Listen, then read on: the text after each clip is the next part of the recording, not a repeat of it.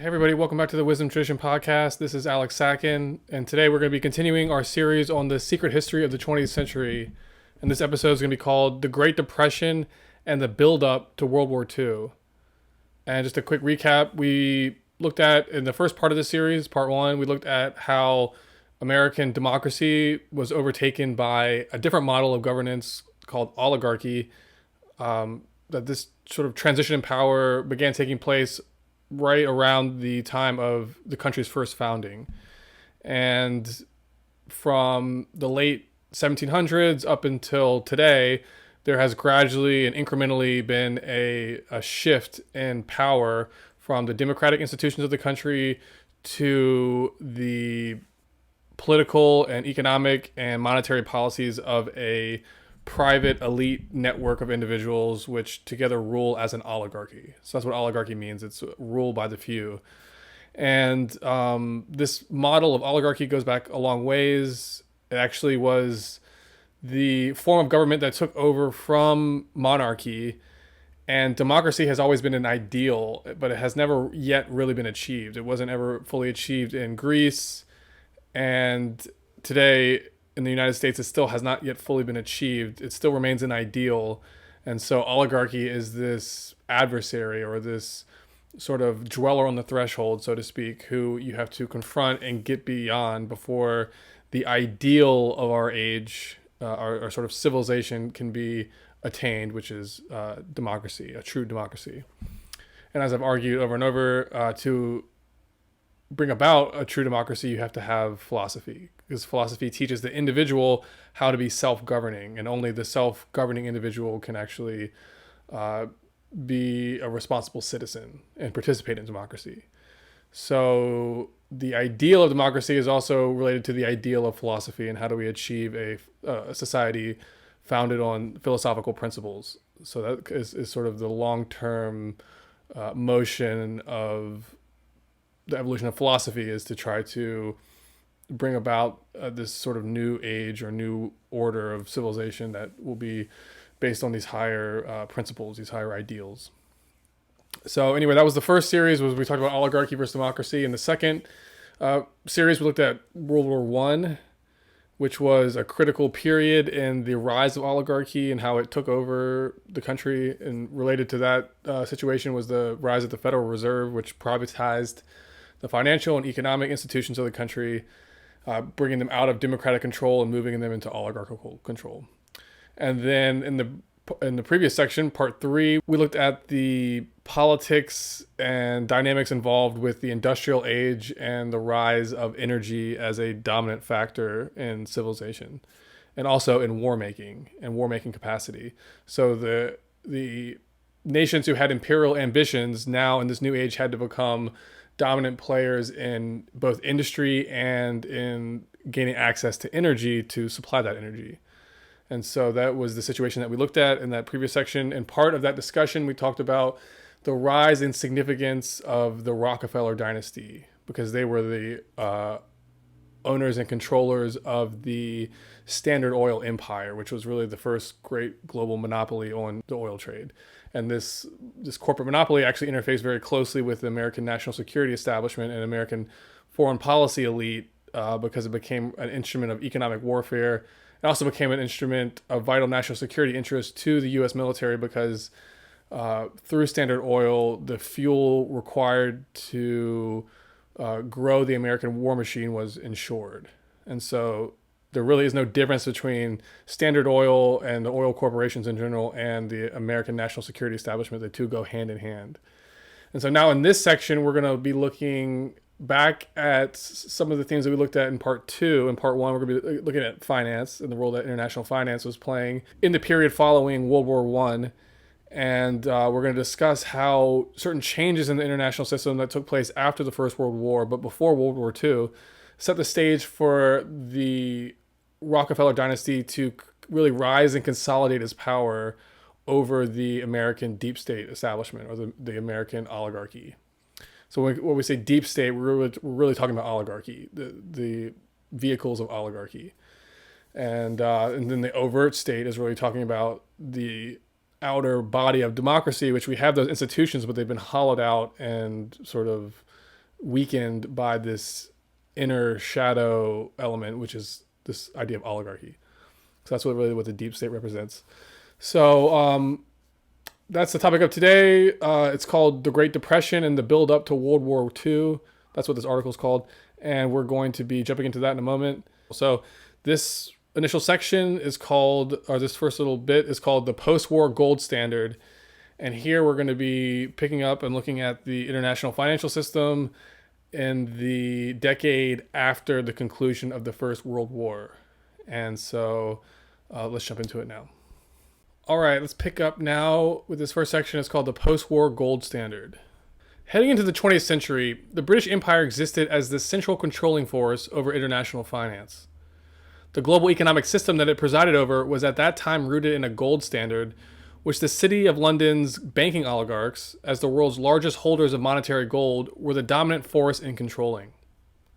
Elaborating on the relationship between the British Empire and the gold standard, F. William Engdahl, in his book Gods of Money, writes that for well over a century, the ability of the City of London to stand as the center of international finance had depended on its ability to control the world's physical trade of gold through London. Notably, it was not the British government, but rather its private central banking institution, the Bank of England, who oversaw this system. In particular, the Rothschild banking dynasty played an especially important part in orchestrating this global trade system, as their privately owned family bank, N.M. Rothschild & Sons, was the entity responsible for setting the world's daily gold price. Going deeper into the underlying dynamics involved with Britain's gold standard system, F. William Engdahl notes several key features. He writes that, quote, the world trade system prior to World War I had been based on an international gold standard that had been more or less self-correcting. Here, international trade rested on market supply-demand principles with imbalances settled in gold. The system works because each country participating in it set a fixed exchange rate in which its domestic currency could be exchanged for gold, a convertibility that anyone holding its currency, whether private citizens or foreign governments, could take advantage of.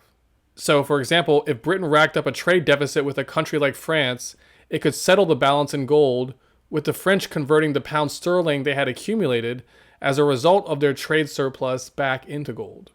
The British were obligated to honor this currency swap, which took place according to a fixed exchange rate established ahead of time.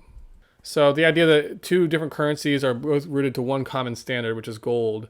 And so if the British, as a result of trade, accumulate a bunch of French currency, then they can take that French currency and swap it for gold, which they can then bring back to their central bank vault, and that'll increase the value of their financial system, essentially, and vice versa. So that's basically how the system worked. Engdahl, kind of summarizing the situation, notes that it was a technical system that, theoretically at least, separated money from the state. Essentially, it put the financing of international trade in the hands of the oligarchy, while at the same time requiring the state government participating in the system to maintain tight fiscal policies and balanced trade deficits.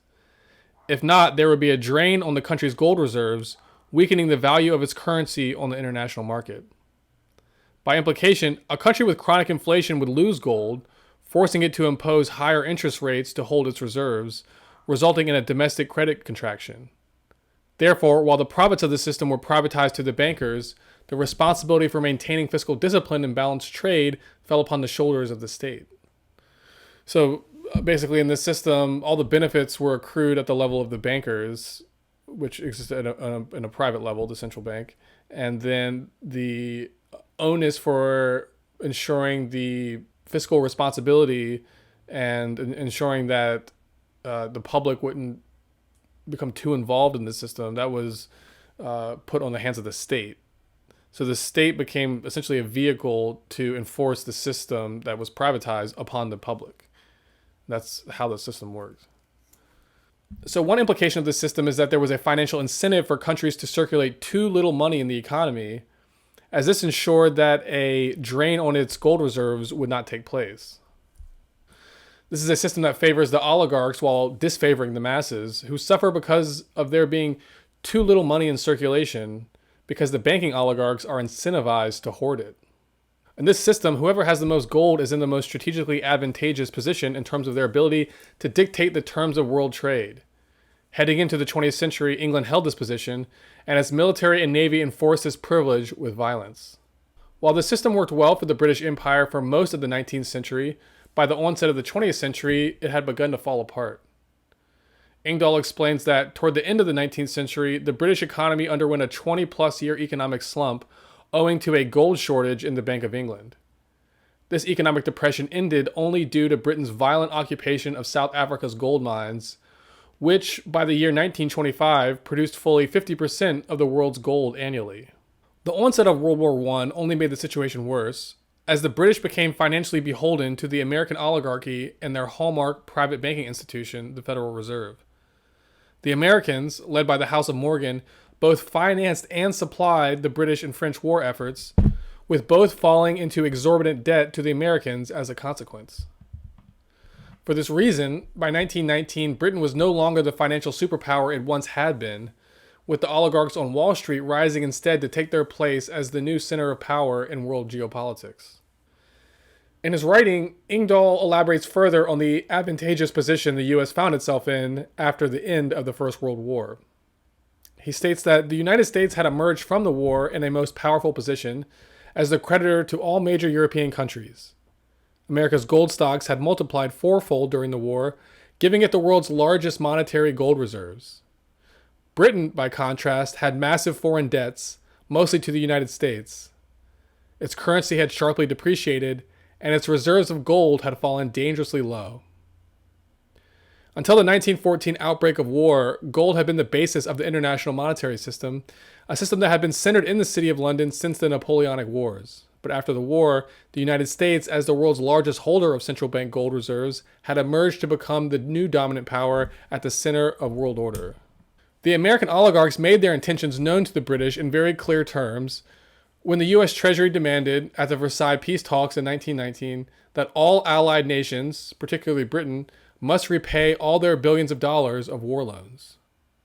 Through this mechanism, the U.S. was able to wage a covert economic war on the nations of Europe, particularly Britain, burdening its nation with both severe war reparations and war debt repayment obligations. The House of Morgan, as the dominant player in international finance on the American side, orchestrated this post-war system. As Engdahl informs us, the Morgans were well familiar with the inner workings of the British gold standard system and sought to import their model here to America, with them taking over for the Rothschilds as the dominant player in international finance. Originally, the Morgans and Rothschilds had been allies. Indeed, the Morgan faction owed much of its enormous power within the United States since the 1870s to its intimate links with leading London financial groups, above all, the House of Rothschild. Morgan therefore favored a strategy of alliance, a form of special relationship between a weakened City of London and the emerging power of Wall Street as the preferred path to an ultimate American century. The US-led model that Morgan & Co. favored was one that featured certain key alterations to the previous British model. One key difference was that the US would not colonize foreign territories in the same way the Brits once had. Instead, the US would work covertly to coerce the heads of state of various countries, from Europe to Latin America to Asia and Africa, into becoming vassal states for its banks and corporations to move into and plunder. According to this plan, America and its central bank, the Federal Reserve, would become the central creditor to the world, with vassal states established all around it, each coerced into becoming debtors to America's oligarchs on Wall Street. The American foreign policy establishment, controlled by these same oligarchs, would in turn, through the implementation of harsh austerity measures, gut each nation's internal capacity to rise and challenge America's economic supremacy. In short, each country was to become restructured and its economy reoriented in order to support the growth in wealth and power of America's financial oligarchs, who sought to spread their imperial capitalistic system all over the world. In his book, Gods of Money, F. William Engdahl offers further details about how America's post-war financial empire operated during this initial phase of operation. He states that over the course of the 1920s, the amount of foreign bonds issued by Wall Street was about $7 billion, a relatively huge amount equal to nearly 10% of total gross domestic product. These foreign investments were then redirected back into the coffers of American corporations, which these same Wall Street oligarchs also owned. As Engdahl details, the war-damaged European economies used more than 90% of these American loans to buy American goods, a boon to major U.S. corporations listed on the New York Stock Exchange. Underlying this whole scheme was the larger plan of the American deep state to centralize a world economic imperium around the military power of Washington and the financial power of Wall Street. Carroll Quigley, an insider within elite American financial circles, notes how, during this period, the plan of the American oligarchs was to force all the major countries of the world to go on the gold standard and to operate it through central banks free from all political control. In this way, control of the global economic system would be delivered to a small network of Anglo-American banking oligarchs who would control and direct the course of world development as the gods of money. And that is the end of that first section. So once again, that was called the post-war gold standard. So this was the system that the U.S. set about building in the decade following the end of the First World War. And it was their version of the earlier British model with some alterations. So they were taking the British model of the gold standard, that their sort of financial empire that they had built over the course of the previous 2 centuries, and or really the previous century, and then they wanted to create their own version of it. So anyway, that's that story. Now we're going to keep going. The next section is called The Great Depression Goes Global. All right, next section, The Great Depression Goes Global. At the same time that the U.S. banking establishment was setting their eyes on domination of the international gold trade, and with it, control over the domestic economies of the sovereign nations of the world, they were also working to consolidate their control over the American citizenry back home. The goal here was to neutralize the threat of a populist political movement or potentially devastating labor strike from taking place, thereby squashing the oligarchy's plans for global empire. This is where the stock market bubble of the 1920s and the consequent Great Depression of the 1930s comes into play. By first inflating a massive credit-driven stock market bubble, and then subsequently withdrawing that credit, collapsing the bubble, the American power elite were able to financially devastate and disempower large swaths of the American population. As a result of the crash, because so many in the populace were put in a position of being desperate for work and living paycheck to paycheck, their willingness to put their jobs on the line in order to strike and protest for better labor conditions and increased pay became compromised. Zooming out, we discover that the conditions that set the stage for the stock market collapse of 1929 and consequent Great Depression that resulted were ones that had been built up incrementally over the preceding 10-year period that followed the conclusion of the Great War. In his writings, Joseph P. Farrell goes into the debt dynamics that underpinned the stock market bubble of the 1920s and consequent Great Depression that resulted, a situation that appears to have been deliberately orchestrated for the purpose of expanding and consolidating the power of the Wall Street oligarchs over the rest of the population. He states that the problem began in the Roaring '20s when the Fed made money plentiful by keeping interest rates artificially low. Money seemed to be plentiful, but what was actually flowing freely was credit or debt. Production was up more than wages were up, so more goods were available than the money to pay for them. But people could borrow. By the end of the 1920s, major consumer purchases such as cars and radios were bought mainly on credit. Money was so easy to get that people were borrowing just to invest, taking out short-term, low-interest loans that were readily available from the banks. Farrell then explains how this situation did not come about naturally, but rather as the result of a coordinated campaign of the Wall Street bankers. The stock market held little interest for most people until the robber barons started promoting it. After amassing large stock holdings very cheaply themselves, they sold the public on the idea that it was possible to get rich quick by buying and selling on margin, which means on credit. The investor could put a down payment on the stock and pay off the balance after its price went up, reaping a hefty profit. This investment strategy turned the stock market into a speculative pyramid scheme in which most of the money invested did not actually exist. Nevertheless, the public went wild over this scheme. In a speculative fever, many people literally bet the farm.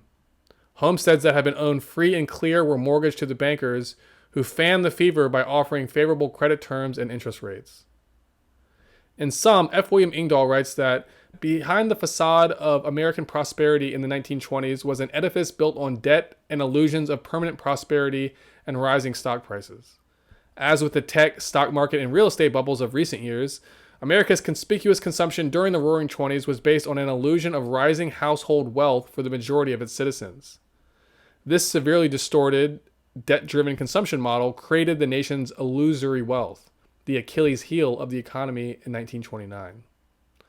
But once the consumer credit carousel stopped in 1929 and moving up to 1931, the consumption boom collapsed, as the majority of Americans simply could not afford to buy on credit any longer. The end effect of this decade-long financial bubble and the eventual collapse that resulted was that a large percentage of Americans were either economically bankrupted or brought to its threshold.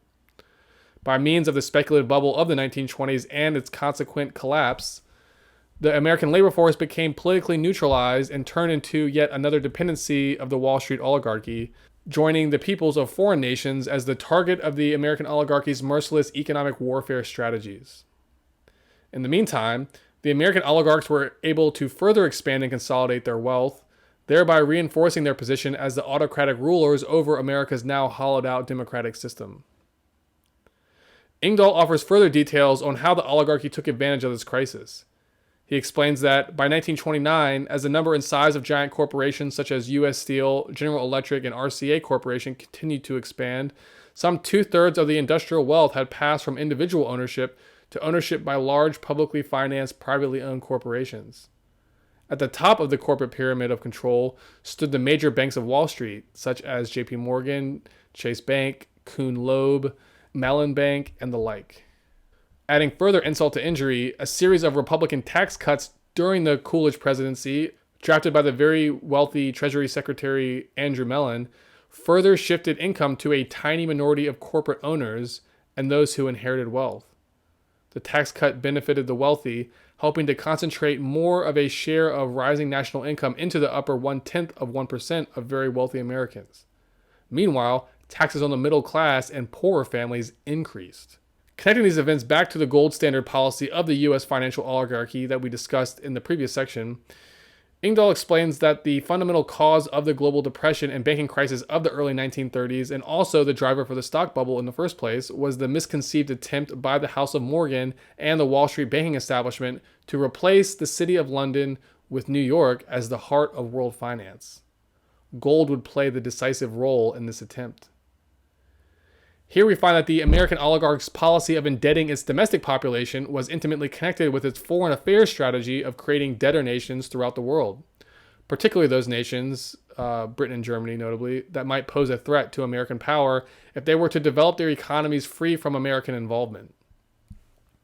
With the gold standard forming the foundation of the whole system, most of Europe and a large number of developing countries from Bolivia to Poland were linked into the Wall Street credit pyramid.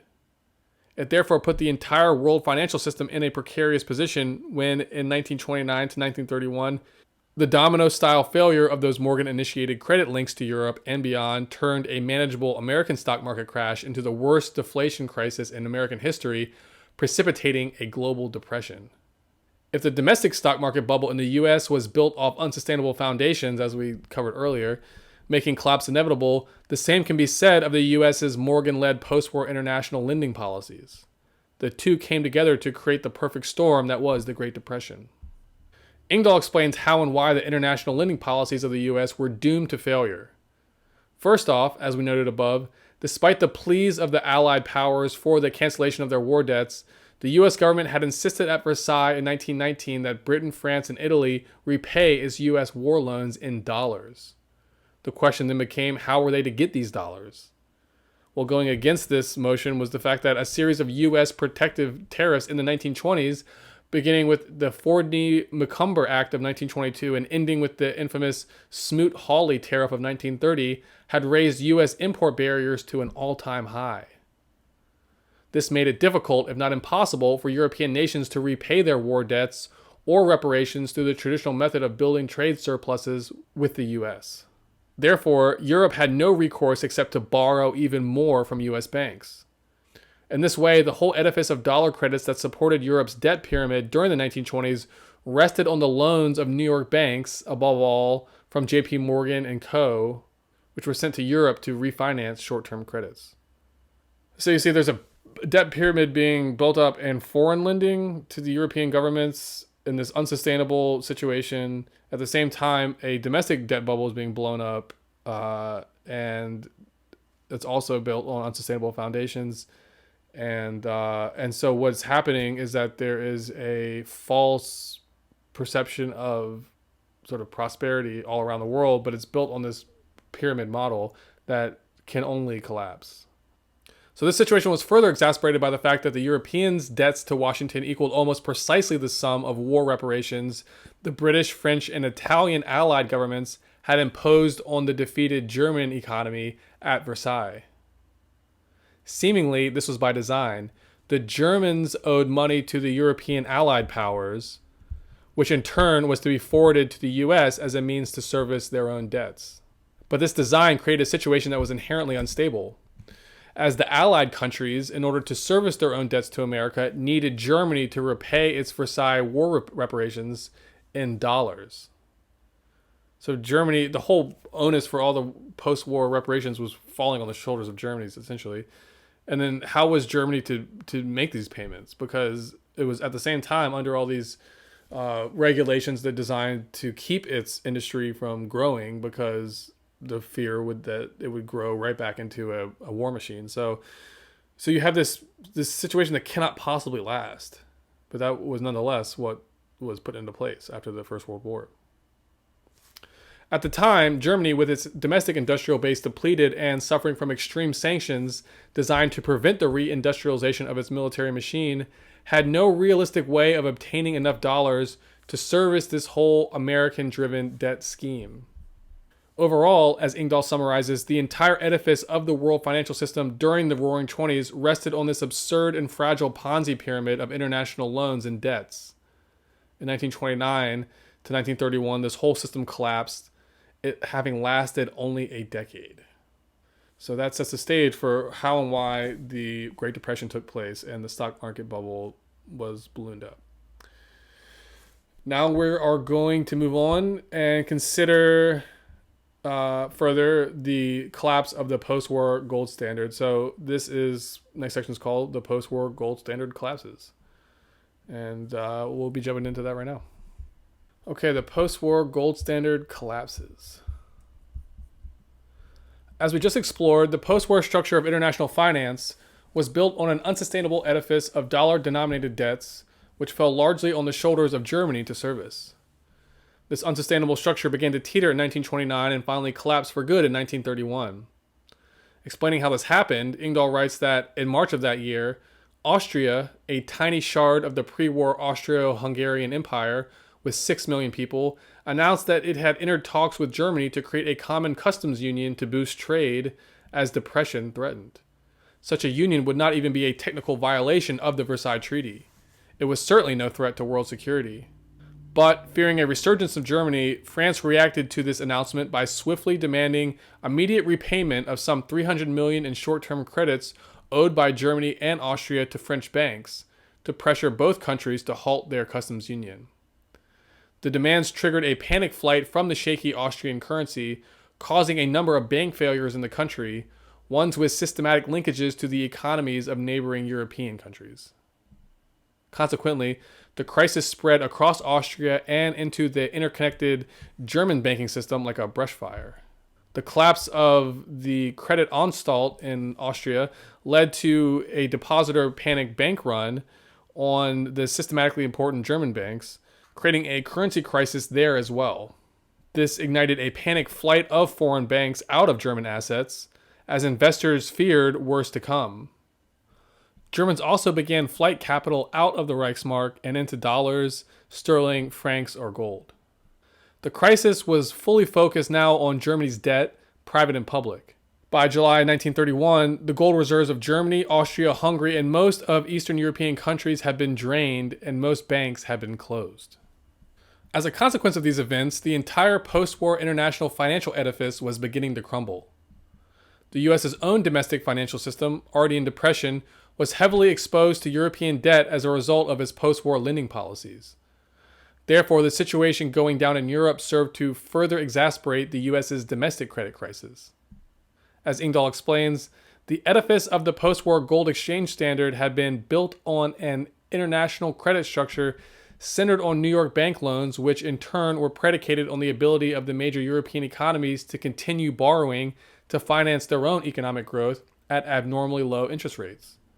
But as a consequence of the US's own domestic credit crunch, once the interest rates set by the New York Federal Reserve, the heart of the debt pyramid, reversed, the entire edifice of cheap credits began to unravel in domino-style defaults and bankruptcies, first in the weakest economies of Europe, then ultimately within the United States itself as confidence collapsed.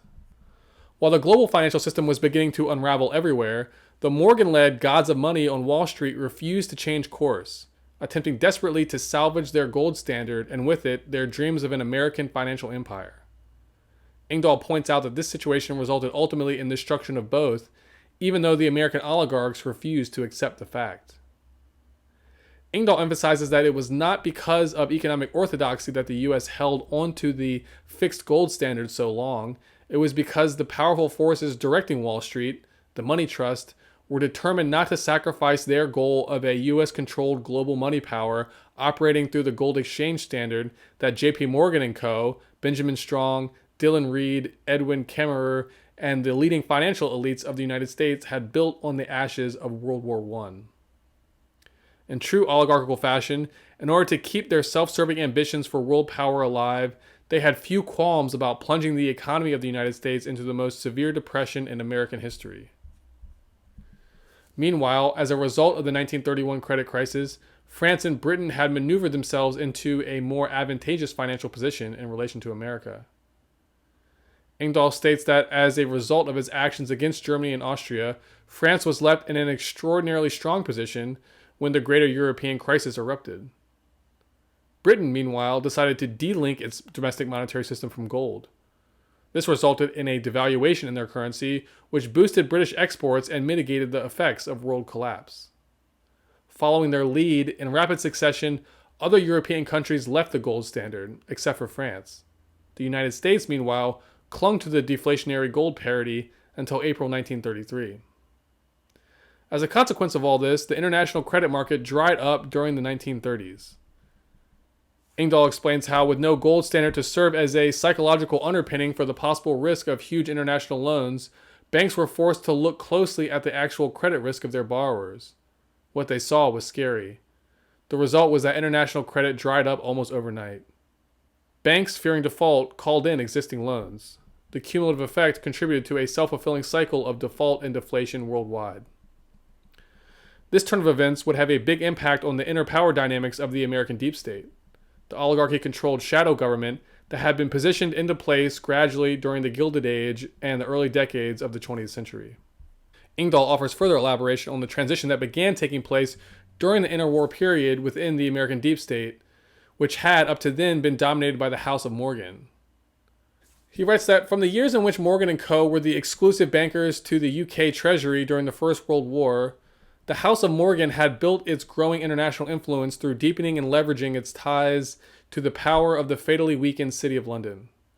But once the declining British Empire, in an act of self-preservation, decided to leave the gold standard, this left the Morgan wing of America's power elite in a compromised position. This effectively ended JP Morgan's strategy of incorporating Great Britain and the City of London as partners in a New York-centered financial imperium. From that point on, the British government never again would use JP Morgan & Co. as its exclusive government financial agents in the United States, a role Morgan had played since 1914 to its enormous advantage. This marked the clear decline of the House of Morgan within the American establishment as well. So by this point, JP Morgan, the original JP Morgan, I think he had passed. And so when we say Morgan or the House of Morgan, we're really talking about the legacy institution he left behind. So rising to take the place of this legacy Morgan institution, the House of Morgan, so to speak, was a new dominant faction of the American deep state. And this was a group we first began introducing in our previous article, the Rockefellers, who, as the owners and operators of the strategically vital Standard Oil, had by this point already become an indispensable component of the American oligarchy's global imperial ambitions. With the Morgans falling out of favor, it was now their time to rise as the dominant hierarchs, lording over what would become, in their own words, the American century. So the American century was a a product of one of the think tanks that the Rockefellers funded. It was what that think tank called the coming American Empire. They called it the American Century. And I think this was actually announced in Time magazine by Henry Luce, I think his name is. And he wrote an article called The American Century in, I think, 1941, like right on the cusp of the U.S. entering World War II. And he announced this plan sort of in direct terms. So that's what I mean by the American Century. So anyway, that's the end of that section. Once again, that was called The Post-War Gold Standard Collapses. And I hope you can appreciate how all this stuff is now anticipating and building up to the need for a new world war, at least for the American oligarchy, so that they could install a new system to replace the system that had just failed.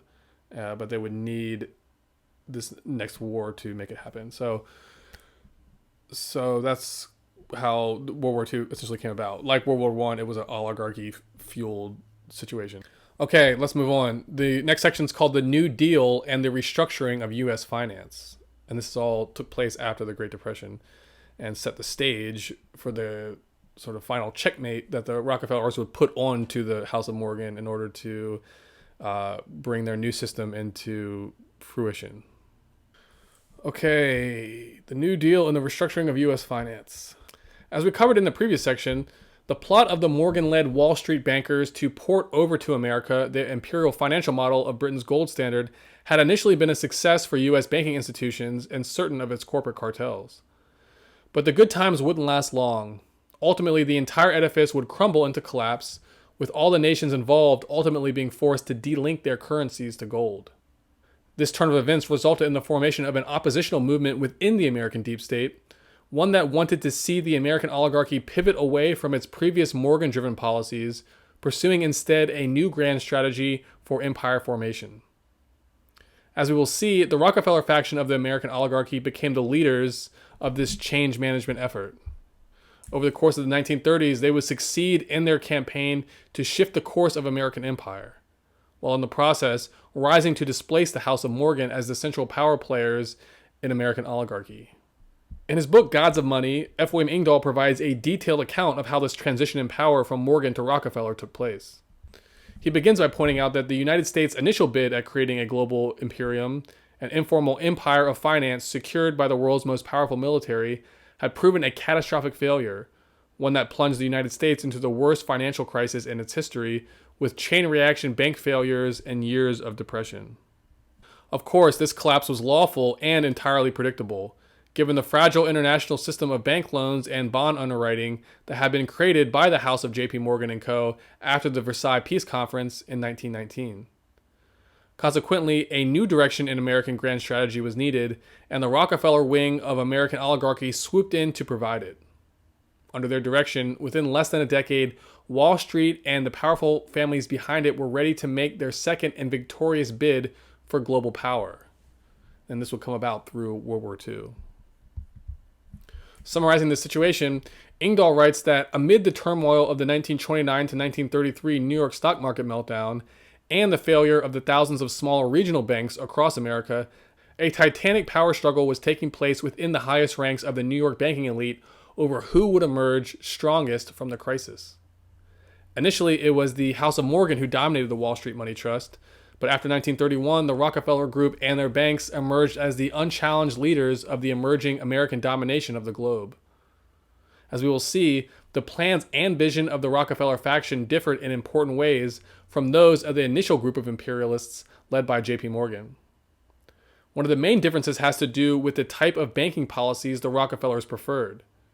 Because they did not rely on the same type of international government loans that the Morgans specialized in, they were relatively immune to changes in banking regulations that were taking place after the Great Depression. In an attempt to forestall a populist uprising from taking place due to the disastrous consequences of the Great Depression, the U.S. oligarchy needed to act. The plan they decided upon involved establishing a national version of the same type of industrial welfare model that corporations such as Standard Oil had pioneered in the preceding decades with their labor force.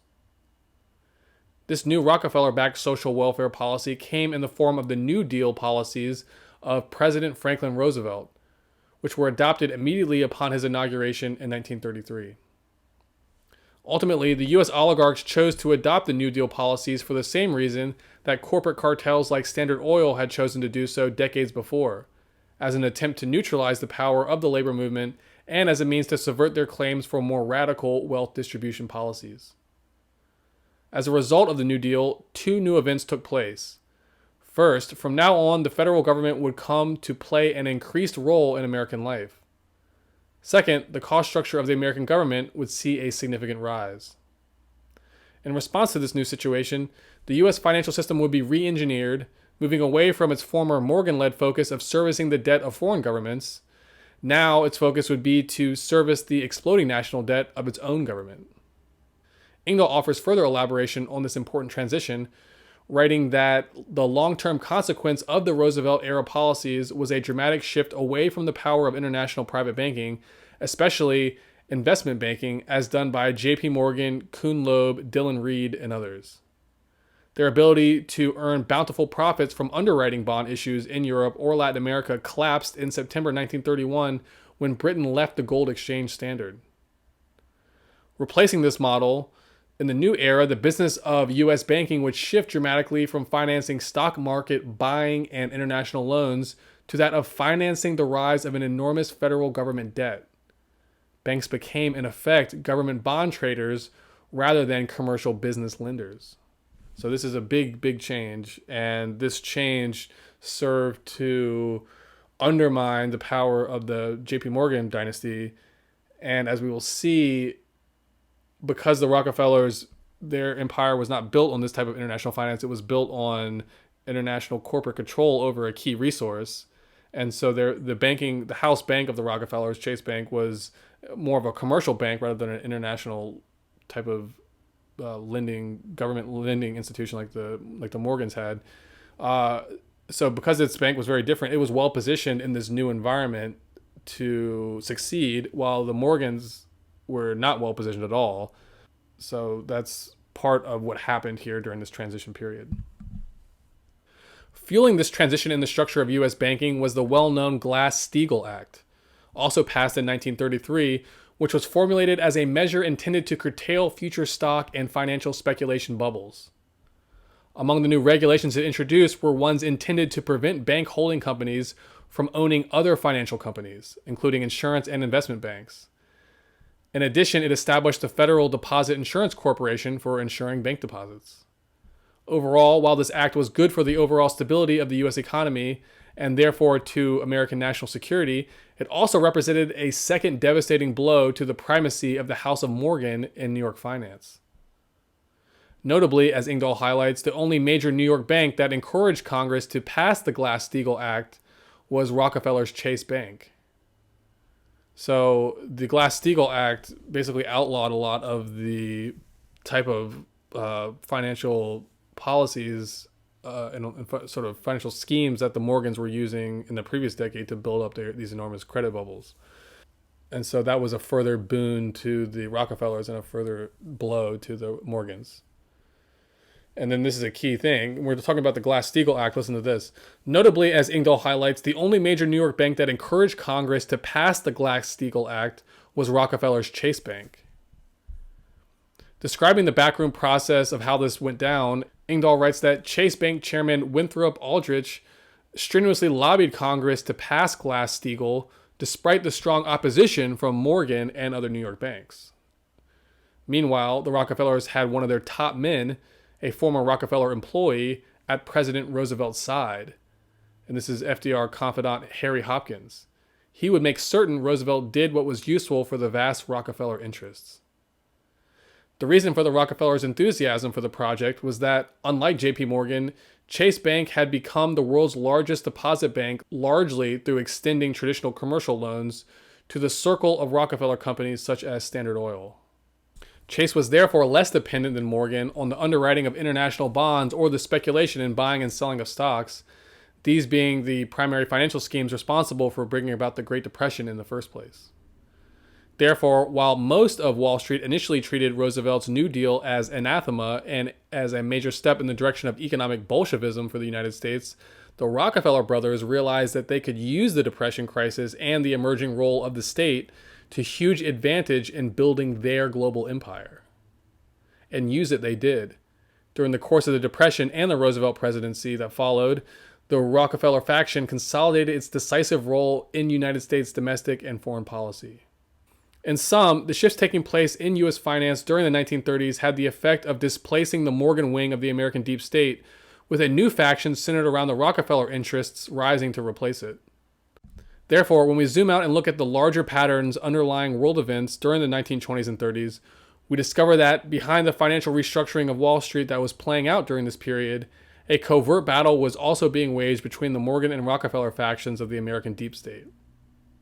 In this battle, the Rockefellers would rise victorious, obtaining their checkmate over the House of Morgan with the passage of the Glass-Steagall Act and Roosevelt's New Deal policies in 1933. From here on out, the American empire would follow a course of direction that the Rockefeller faction of American oligarchy would now dictate. So that's the end of that section. So these two events, the restructuring of the financial system through Glass-Steagall, served to benefit the Rockefellers, and then also the New Deal policies, which created this huge new era of government spending, and that had to be financed, and so the Rockefellers were well positioned to do that, and the Morgans weren't. So these events come together to help fuel the transition in power within American oligarchy from Morgan to Rockefeller. So let's move on to the last section of this article. This is called "The Rockefellers Take Control of the American Deep State," and we're going to be elaborating on the points that we were just making. All right, the Rockefellers take control of the American deep state. And I just want to point out all the sections that I'm going over in the written article version. Each of these has a picture associated with it. So I think the pictures help give context and set the mood to the content. So it's worth, I think, going over to the articles and just scrolling through them, at least if you've listened to the episode and don't want to read the actual article, at least go check out the pictures. So in this section, I have a picture of the four Rockefeller brothers, who I think are accompanied by a fifth person who is the, I think, John D. Rockefeller Jr., but I'm not totally sure that that's who this is. But anyway, the other brothers are listed. And then you can see on the far left of this picture, the youngest brother, David Rockefeller. As we go later into the decade, he would play a big role in like the 60s and 70s after World War II. But they all were influential in their own way, and we're going to be discussing in a moment how each one impressed their mark on the legacy of the family dynasty. But anyway, let's pick up with the article here. So yeah, this is the last section. Again, it's called "The Rockefellers Take Control of the American Deep State." As we just explored, over the course of the 1930s, the Rockefeller faction of the American deep state would rise and seize control, displacing the House of Morgan in the process. By this time, the original scion of the Rockefeller dynasty, John D. Rockefeller, had passed, and the four sons of his son, John D. Rockefeller Jr., had risen to take control over the family dynasty, these being David, Nelson, John D. III, and Lawrence. Together, they were determined to expand the Rockefeller empire, making it the centerpiece of the global economic imperium that the U.S. oligarchy had long been seeking to establish. Like the Rothschild brothers had originally done centuries before, each Rockefeller brother would take on a specialized role in service to the larger family dynasty. In his writings, Engdahl overviews each of the four brothers and notes in what areas of the family empire each chose to focus their efforts upon. The most notable of the four, David, who was the youngest, went into the family bank, Chase National Bank, which began to emerge as New York's second strongest international bank, in no small part because it was the house bank to Rockefeller Standard Oil interests worldwide. Nelson, who had already played an influential role in advising Democratic President FDR, and who emerged as FDR's most influential policy figure in Latin America, had made a seamless transition into an Eisenhower Republican by 1952. From that Republican pinnacle, Nelson oversaw a reorganization of the entire U.S. government and went on to become special assistant to the president for psychological warfare, shaping America's Cold War responses to the Soviet Union.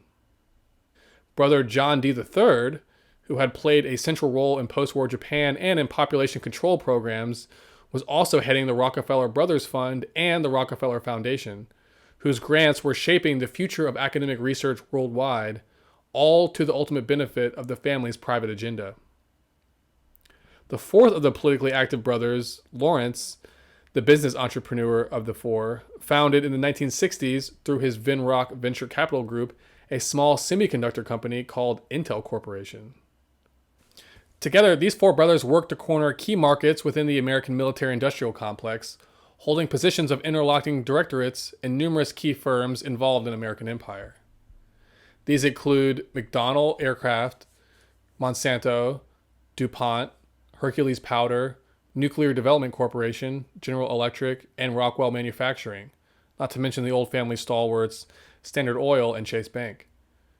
There was a pattern behind this corporate ownership structure. The Rockefellers were, as Engdahl explains, positioning themselves to become the centerpiece of a new petroleum-based international chemicals and military industry, the predecessor to America's Cold War-era military-industrial complex. At the same time they were maneuvering to become the lead controllers of the corporate infrastructure underlying the deep state, the Rockefellers also worked to exert their influence upon the key policy-making apparatus driving America's national security establishment. At the time, the lead policymaking institution in America was the Council on Foreign Relations, which John D. Rockefeller had co-founded with J.P. Morgan back in 1919. After the Rockefellers' ascendancy over Morgan, the four brothers maneuvered to take control of this critical deep state institution, using it to direct the course of American empire in a new direction, one that they and not the House of Morgan would now dictate. In many ways, the Rockefellers were the perfect oligarchical entity, one ideally suited to take control over the course of American empire. Through Standard Oil, they had already established deep ties with U.S. military intelligence. And from the standpoint of economic warfare, their network of vassal corporations were already globally extended, with major corporate assets already well positioned in the Middle East, Europe, Latin America, and elsewhere. Summarizing the Rockefellers' corporate holdings during this period, Engdahl writes that the Rockefeller Group, in addition to controlling Chase Bank and First City Bank of New York, also controlled the largest U.S. oil companies. Standard Oil of New York, also known as Mobil, Standard Oil of New Jersey, also known as Exxon, Standard of California, also known as Chevron, and Texaco. So that was all one cartel. Furthermore, during this era, the Rockefeller Group also consolidated a commanding control over the major chemical and defense-related industries, including Allied Chemical, Anaconda Copper, DuPont, Monsanto Chemicals, Olin Industries, which became Winchester Arms, Shell, Gulf Oil, Union Oil, Dow Chemicals, Celanese, Pittsburgh Plate Glass, City Service, Stauffer Chemical, Continental Oil, Union Carbide, American Cyanamid, American Motors, Bendix Electric, and Chrysler. Additionally, the Rockefellers also bought up large blocks of stock in General Motors, General Electric, and IBM, then a new company. In short, by the end of the 1930s, the Rockefeller Group's industrial holdings and banks were uniquely poised to reap handsome gains from any future war. And rather than leave their involvement in any such war to chance, the Rockefellers utilized the Council on Foreign Relations, centered in New York, to plan the next phase of American empire, one they were now well positioned to bring into actualization. In late 1939, they, along with leading policymaking figures in the American national security establishment, quietly created within the CFR a highly influential policymaking group called the War and Peace Studies Group. Engdahl explains that the task of this group was simple: to shape U.S. post-war economic and political goals based on the assumption that another world war would come and that the United States would emerge from the ashes of that war as the dominant global power. Within this studies group, which was financed by the Rockefeller Foundation, a handful of businessmen and their academic associates at private universities such as Harvard, Yale, Princeton, and Johns Hopkins, along with senior partners from the major Wall Street law firms, were preparing the ground for the new Pax Americana. Their aim was simple: to consolidate an American succession to the failing Pax Britannica of the British Empire. The plan for American empire that they came up with was one that featured major innovations upon Britain's previous model. Unlike the British Empire, their American vision of global domination was based on economic goals rather than physical possession of a colonial empire. It was a brilliant refinement which allowed the U.S. corporate giants to veil their interests behind the flag of democracy and human rights for oppressed colonial peoples, the support of free enterprise, and open markets. A confidential memo from the Council of Foreign Relations War and Peace Studies group to the U.S. State Department in 1941 stated these views clearly. Quote, if war aims are stated which seem to be solely concerned with Anglo-American imperialism, they will offer little to the people in the rest of the world. The interests of other peoples should therefore be stressed. This would have a better propaganda effect. That's literally what the memo said.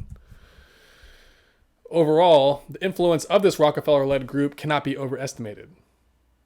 After the war, its members effectively took over all significant post-war planning for the U.S. State Department, with their policy framework also coming to define the contours of the U.S. post-war business empire. Because of its importance, it's worth delving a bit further into Ingdahl's research into the story of this research group, which in many ways emerged as an American successor to Cecil Rhodes' earlier Round Table Society in Britain. Ingdahl writes that in 1939, with a major funding grant from the Rockefeller Foundation, the New York Council on Foreign Relations, or CFR, began what would be a series of long-term studies in collaboration with the State Department. The top secret project, called the War and Peace Studies, ran for 5 years until 1944. The aim of CFR's secret project was to lay a solid, enduring basis for the final succession of the United States to assume the role held by the British Empire prior to 1914, a Pax Americana, an unchallenged successor to the failing Pax Britannica. Citing the minutes of the CFR's War and Peace Studies Security Subcommittee, Ingdahl reveals the parameters of the U.S. post-war foreign policy that the study group was planning. He quotes these minutes as stating, quote, the British Empire as it existed in the past will never reappear, and the United States may have to take its place. Consequently, the U.S. must cultivate a mental view toward world settlement after this war, which will enable us to impose our own terms, amounting to Pax Americana. In his research, which he presents in his books Gods of Money, Myths, Lies, and Oil Wars, and Seeds of Destruction, Ingdahl highlights another landmark policy statement of the secret group, Memorandum EB-19, which laid out the core doctrine that the American foreign policy was to take after the war. This important policy memo summarized, in its own words, the component parts of an integrated policy to achieve military and economic supremacy of the United States. According to its thinking, such supremacy would be achieved through the post-war coordination and cooperation of the United States with other countries to secure the limitation of any exercise of sovereignty by foreign nations that constitutes a threat to the minimum world area essential to the security and economic prosperity of the United States and the Western Hemisphere. So this memo literally states that after the war, the rise of American supremacy in the world, i.e. American empire, would occur through the coordination and cooperation of the United States with other countries in order to secure the limitation of any exercise of sovereignty by those foreign nations. So America's foreign policy is to limit the sovereignty of any other nation, and its goal in doing that is to minimize the threat to what they call the minimum world area essential to the ambitions of the United States. And by the United States, we're not talking about the democratic United States, we're talking about the oligarchical United States, the U.S. oligarchy. So that's the policy, and that's exactly what happened after the war. So the whole plan of it was set up in this think tank, the Council on Foreign Relations, secretly through the study group during this pre-war and the early war period. They were setting the foundation for what was to come after. So they knew and wanted a war to happen, and they brought that war about, brought U.S. into the war to ensure the victory, and then lo and behold, they got to establish their American version of imperium afterwards. So it was the same thing that happened in World War I, but it was a different constituency with a different plan or strategy for how to bring about an American empire. But this happened with World War I, literally the exact same thing in terms of plotting in advance and using the war to secure key interests. And then after that structure didn't work out, then they had to bring about another war to try again. And then the second time they got it right. But the group that planned this second one was not the same that planned the first one. The first one was by Morgan, the second one was by Rockefeller. So according to the vision of this study group, the War and Peace Studies, post-war international coordination was to be established through a new suite of transnational institutions such as the United Nations, the International Monetary Fund, the World Bank, and the General Agreement on Tariffs and Trade, which is often called GATT. Outwardly, these were presented as democratic institutions, and indeed they could be if left to their own devices, but in practice, each were to be illicitly controlled and manipulated by the American deep state. Under the cover of free trade, democracy, and the rule of law, which these institutions outwardly profess to stand for, U.S. corporations could be enabled to advance their agenda, forcing open new untapped markets for cheap raw materials, as well as new outlets for selling American manufacturing after the war. In short, the American oligarchs needed unfettered access to global resources and markets, and with war looming in Europe, they saw the chance to get it when, as they foresaw, all other contending powers had been devastated by the war. In establishing their new global imperium, they would outwardly present themselves as the selfless advocates of freedom for colonial peoples and as the enemy of imperialism. In this way, they succeeded in clothing America's own imperial ambitions in liberal and benevolent-sounding garb. They would champion world peace, but through multinational corporate control. As we will be further exploring in subsequent articles, the Rockefellers became the master orchestrators of the American-led New World Order that was to develop after the war, with the coming American century being very much a Rockefeller empire, though most Americans were blissfully ignorant of the fact. That's a quote from F. William McDowell. So at the center of the web of corporations, think tanks, universities, foundations, and nonprofits that underpinned this new international order were situated the four Rockefeller brothers, the new gods of money, atop Pax Americana, the American empire. And that's the end of that section, and also the end of the article. Once again, that last bit was called "The Rockefellers Take Control of the American Deep State." And that is the sort of secret story of what was happening in America going up to the start of World War II. It also is the story of the Great Depression and why it happened. And it's the story of the New Deal and the Glass-Steagall Act and why those happened. So you can see how all these things can be nicely explained when we begin to factor the concept of oligarchy into our analysis of American history. If you don't have that concept, then you cannot possibly understand not only what happened, but also these critical ideas like what is the deep state? Because the deep state cannot be understood without this understanding of oligarchy. And at the same time, it also explains why we have the type of extremely extractive and corrupt financial and economic model that America has pursued.